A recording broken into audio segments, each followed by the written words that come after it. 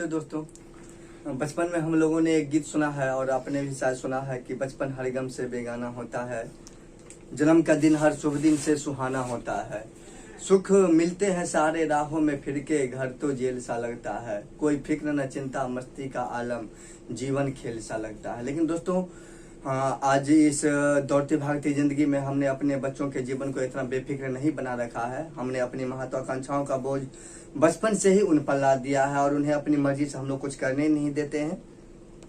हम लोगों को लगता है कि हम लोग अपने जीते जी अपने बच्चों के लिए जितना सब कुछ धन दौलत जुड़ा करके ले जाएंगे या छोड़ करके जाएंगे, उससे मेरे बच्चों का जीवन खुशहाल बन जाएगा।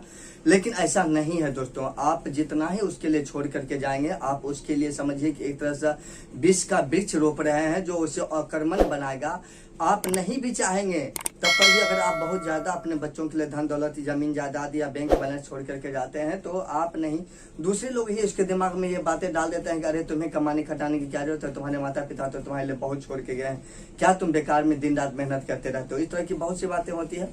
लेकिन हम लोग सोचते हैं, और जैसा कि रवीन्द्रनाथ टैगोर जी भी ने कहा है, यह बात कहाँ तक सच है मैं नहीं जानता, और रवीन्द्रनाथ टैगोर जी ने अपनी किताब में लिखा है कि माँ बाप कितना कुछ छोड़ करके जाते हैं, ये बात सिर्फ बेटों को ही ध्यान रहता है, बेटियों को नहीं। बेटियां तो सिर्फ ये सोचती है कि मेरे नसीब में मेरे माँ बाप के प्यार के सिवा और कुछ है ही नहीं।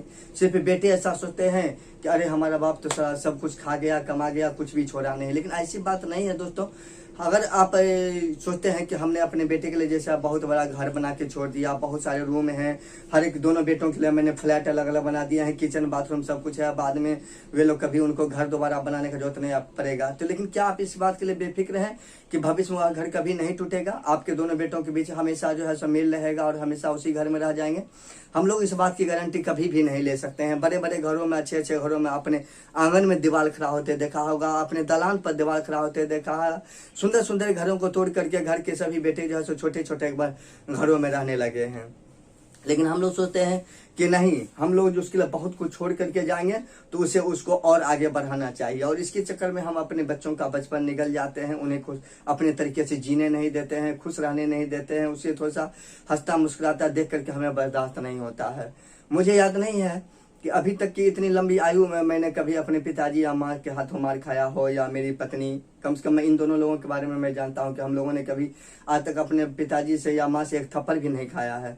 लेकिन मैं खुद अपनी बात कहूँगा कि अभी तक मैं अपने प्रेशर में आकर के या फिर टेंशन में आकर कई बार मैंने अपने बेटे पर हाथ उठाया है, क्योंकि मैंने अपनी आमदनी से अधिक बड़ा खर्च किया। फिर कोरोना लॉकडाउन के कारण मेरी कुछ आर्थिक परेशानियां ऐसी खड़ी हो गई कि हर रोज मुझे पैसों के लिए परेशान किया जाने लगा, और वैसी स्थिति में मैं अपना उसका गुस्सा अपने बच्चे पर निकाला करता था। कई बार मैं उसे पर गुस्साया, बेमतलब के भी मैं उस पर मार बैठता था, क्योंकि मुझे लगता था कि मैं गुस्सा अपना उस पर निकाल सकता हूँ। और अपना गुस्सा आप किस पर निकाल सकते हैं? जैसे आप पानी के धार को अगर रोकना चाहते हैं तो पानी के धार को अगर आप एक तरफ से रोकेंगे तो वो फिर अगल बगल के इलाकों में जहां तहां से बह करके लेकिन अपने बहने का रास्ता खोज ही लाता है। उसी तरह से गुस्सा भी दोस्तों एक प्रकार का विकार होता है। अगर आप गुस्सा को सही आदमी पर नहीं उतारेंगे तो वह गुस्सा किसी न किसी व्यक्ति पर जरूर उतरता है, क्योंकि अगर उस गुस्से को आप पचाते हैं या दबाते हैं तो वह एक भयंकर बीमारी के रूप में कल आपके सामने आता है। इसीलिए अपनी महत्वाकांक्षाओं का बोझ या अपनी परेशानियां अपने बच्चों पर मन मत ला दें, उन्हें अपने तरीके से जीने दें, उन्हें खुशहाल जिंदगी जीने दें। फिर उन पर जो परेशानियां आएगी तो वे खुद हल ढूंढ लेंगे।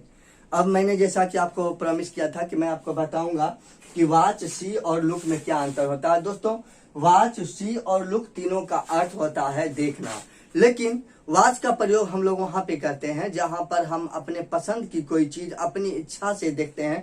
जैसे आप अपना टीवी पर कोई फेवरेट कार्टून शो देखते हैं या क्रिकेट मैच देखते हैं या अपने पसंद का कोई गीत सुनते हैं, तो उसे हम लोग वाच कहते हैं। उस पर आपके ऊपर कोई जबरदस्ती नहीं रहती है कि आपको कोई देखना ही है।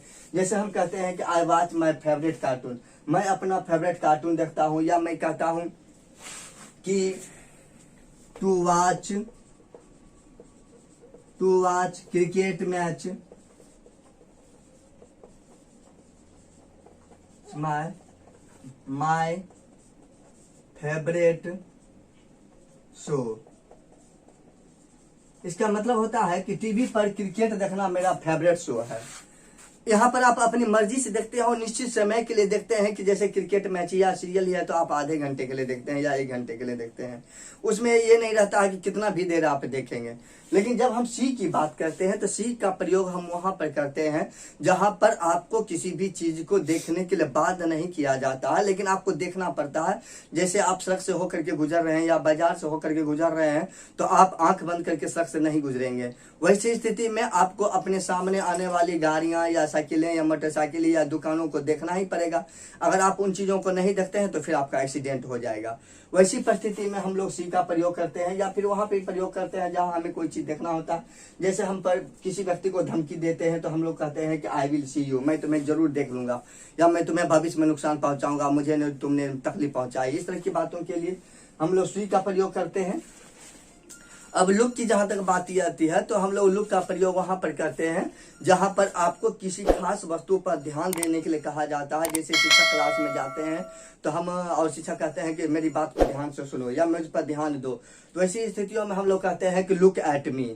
या फिर हम लोग कहते हैं कि I look my friends shirt, मैंने अपने दोस्त के शर्ट को देखा, यानी आपने ध्यान से देखा, कुछ खास समय के लिए देखा, तो वो क्योंकि आप देखना चाहते थे इसीलिए आप वहां पर लुक का प्रयोग करते हैं। तो मुझे लगता है कि अब आप लोगों को क्लियर हो गया हो कि वाच, सी और लुक का प्रयोग हम लोग कहाँ कहाँ करते हैं। अब अगले एपिसोड में मैं आपको बताऊंगा कि अमंग और बिटवीन का क्या अंतर होता है। दोनों का अर्थ बीच में ही होता है, लेकिन अमंग और बिटवीन के प्रयोग में हम लोग अंतर करते हैं। लगातार इसी तरह से आप मेरे चैनल के साथ बने रहे। Thank you once again.